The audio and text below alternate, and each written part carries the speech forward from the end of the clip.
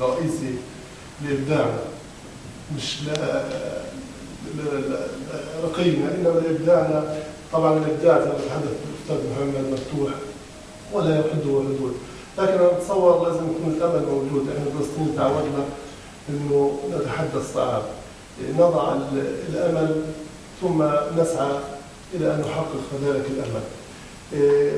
أنا بتصور يعني من أراد أن ينجح إن كان حكومة أو ثورات لابد أن تواكب الثقافة ولا تحد من الثقافة والإبداع. لذلك يعني في عهد هارون الرشيد كان الإبداع الدولة الإسلامية عندما فتح مجال للمسرح والغناء وللثقافة. فلابد لأي حكومة حتأتي أو ثورة عربية حتأتي أن تنتقل هي إلى مجال الإبداع والثقافة حتى تكون هي على مستوى رقي وحتى تنجح في مستقبل إذا أرادت المستقبل. وأنا بحييك وبحيي طبعا مصر وإبداع مصر وكل إخوة الضيوف. حياكم الله. شكرا.